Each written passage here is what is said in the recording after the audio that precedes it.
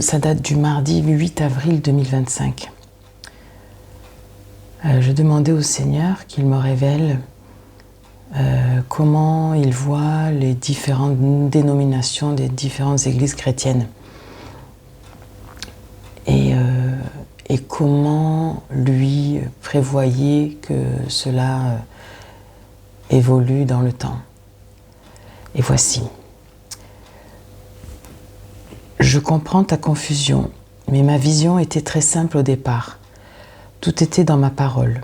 Au commencement de mon ministère, je me déplaçais partout pour annoncer cette bonne nouvelle et pour redonner l'espérance à tous ceux qui entendraient le message.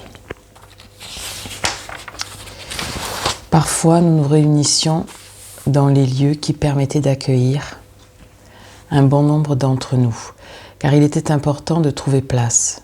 Parfois, cela s'imposait de lui-même, dans un lieu de nature, un jardin, une colline, une plaine.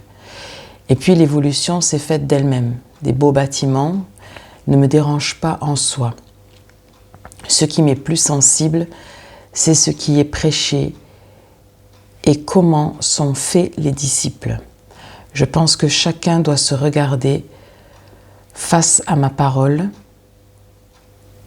et ne former qu'un seul et même corps. L'Église catholique n'est pas tout à fait conforme à ma parole, car il est dit des choses que je n'ai pas enseignées. Dans Matthieu 23, versets 8 à 9.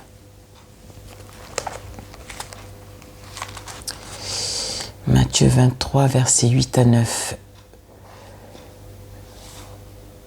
Mais vous, ne vous faites pas appeler Rabbi, car un seul est votre maître, et vous êtes tous frères. Et n'appelez personne sur votre terre votre Père. Et n'appelez personne sur la terre votre Père, car un seul est votre Père, celui qui est dans les cieux. Ne vous faites pas appeler directeur, car un seul est votre directeur, le Christ. Il est écrit dans ma parole que tout ce que vous demanderez en mon nom, je vous le donnerai. Jean 14, 12 à 14. Jean 14, je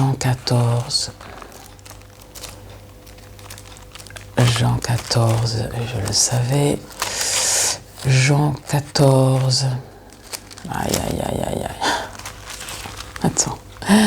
Jean 14, versets 12 à 14.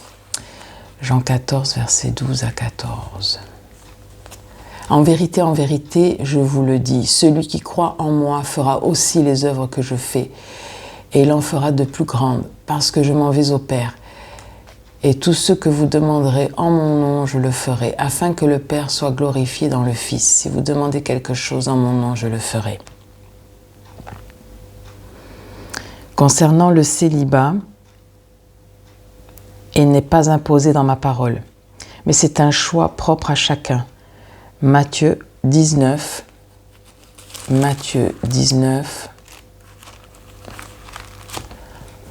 versets 11 à 12. Versets 11 à 12. Mais je vais commencer au verset 9. Mais je vous dis que celui qui répudie sa femme, sauf pour infidélité, et qui en épouse une autre, commet un adultère.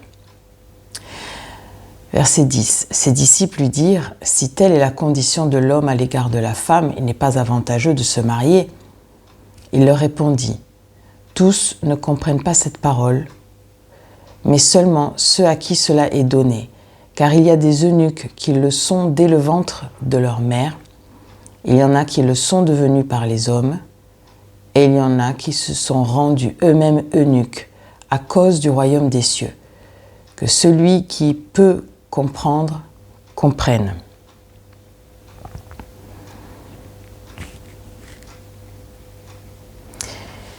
Concernant le célibat, il n'est pas imposé dans ma parole, mais c'est un choix propre à chacun.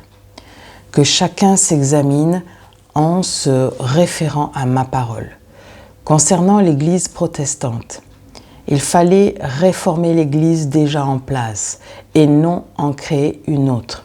Vous faites exactement comme il est interdit de faire dans ma parole. Ne dites pas « je suis de Pierre, je suis de Paul », car vous êtes d'un seul et même esprit, le Christ. Que chacun s'examine, catholique, orthodoxe, protestant, évangélique, Église anglicane. 1 Corinthiens 3, verset 4. 1 Corinthiens 3, verset 4. 1 Corinthiens 3, verset 4.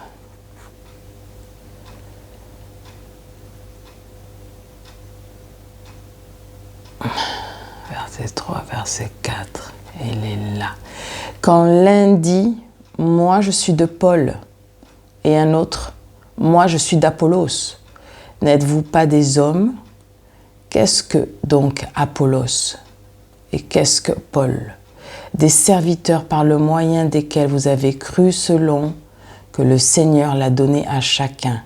J'ai planté, Apollos a arrosé, mais Dieu a fait croître, en sorte que ce n'est pas celui qui plante qui est quelque chose, ni celui qui arrose, mais Dieu qui fait croître. Celui qui plante et celui qui arrose sont égaux, et chacun recevra sa récompense selon son propre travail. Car nous sommes ouvriers avec Dieu. Vous êtes le champ de Dieu, l'édifice de Dieu. Selon la grâce de Dieu qui m'a été donnée, j'ai posé le fondement comme un sage architecte et un autre bâtit dessus. Mais que chacun prenne garde à la manière dont il bâtit dessus. Car personne ne peut poser un autre fondement que celui qui a été posé, savoir Jésus-Christ. Or, si quelqu'un bâtit sur ce fondement avec de l'or, de l'argent, des pierres précieuses, du bois, du foin, du chaume, l'œuvre de chacun sera manifestée, car le jour la fera connaître parce qu'elle se révélera dans le feu, et le feu éprouvera ce qu'est l'œuvre de chacun. Si l'œuvre bâtie par quelqu'un sur le fondement subsiste, il recevra une récompense. Si l'œuvre de quelqu'un est consumée, il perdra sa récompense. Pour lui, il sera sauvé, mais comme au travers du feu.